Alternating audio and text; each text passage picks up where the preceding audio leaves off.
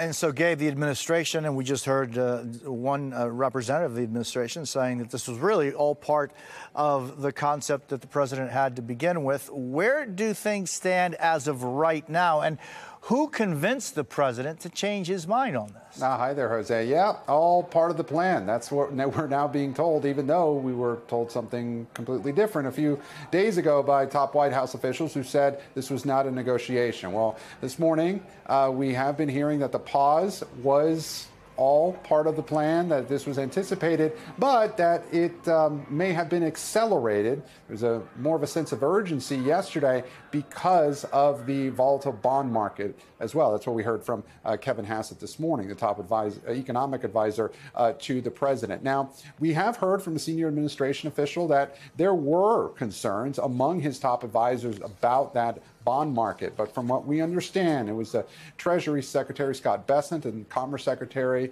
Howard Lutnick who provided a united front, went to the president and brought him these concerns, and he made a decision yesterday. Now, question becomes, what happens next? What happens with these negotiations with other countries? This morning we heard from the administration that at least 15 countries have made explicit offers. Of course, that's less than what we have been led to believe before, where we heard anywhere from 50 to 75 countries had reached out to the United States. But what we understand now is that 15 countries have made explicit offers. No deal struck yet, though, Jose. And I want to bring in Michael Carpenter, former National Security Council Senior Director for Europe during the Biden administration. It's good to see you, Michael.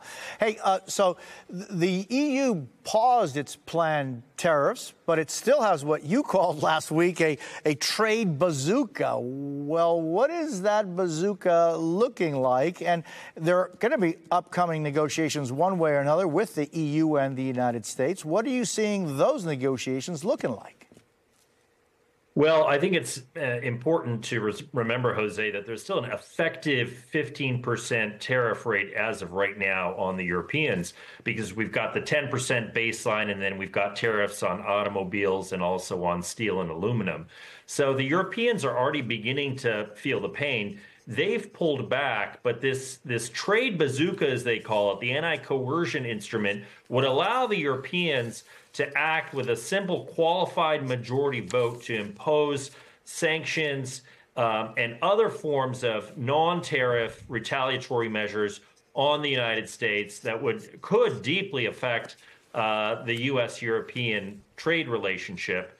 I think they're going to hold off for now and see if there's any scope for doing a deal to zero out tariffs on a range of industrial goods, which would actually be a win-win for the U.S. and for Europe. But so far, at least, the Trump administration has said that that's not enough. They want something additional from European countries. They want Europeans to buy more U.S. liquefied natural gas, or LNG. I'm not sure that the Europeans are going to go for that. They already source half their LNG from the United States. So we'll have to see. But Europe is so far indicating they don't want a full-blown trade war with the United States, and they're willing to make some concessions if it's also in their interest. Michael, I'm just wondering, because one of the things that Europe writ large is extraordinarily great at is in creating and feeding their bureaucracy.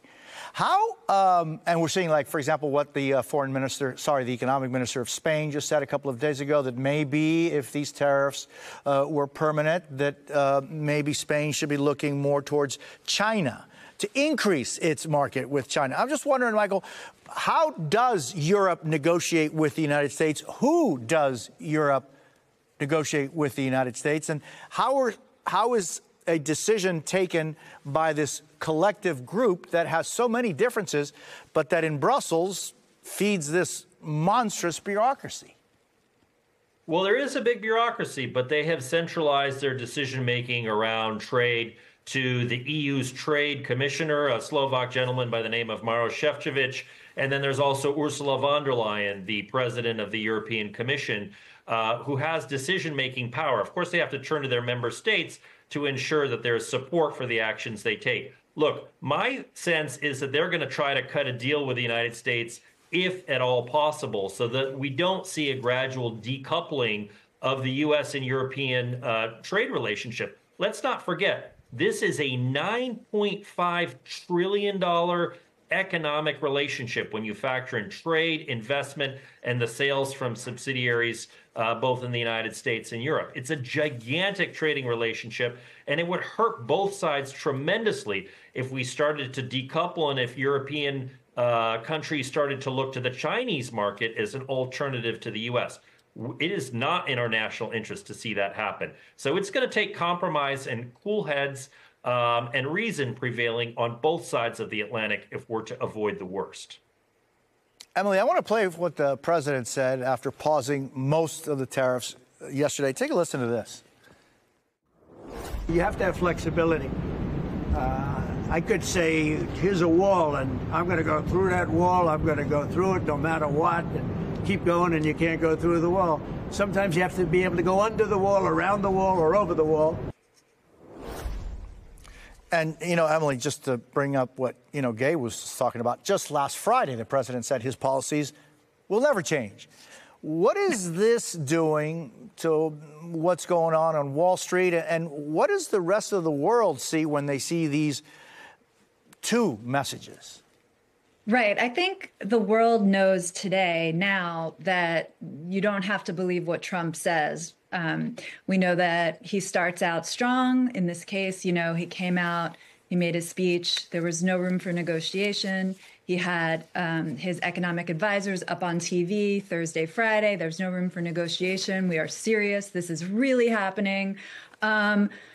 But at the same time they were saying that, markets were plunging and scared because the tariffs he announced were a complete disruption of the global economy. So by the weekend, I think there were cracks. And we started to see Monday, President Trump said, I'll negotiate.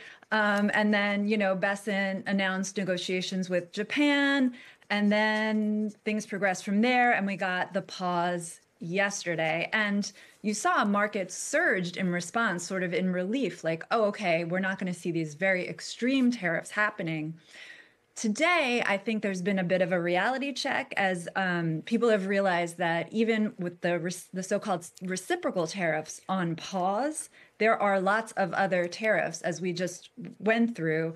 Yale Budget is estimating today that the effective tariff rate for the U.S. to pay now will be 22%. That is a huge tax increase, and we're going to feel it.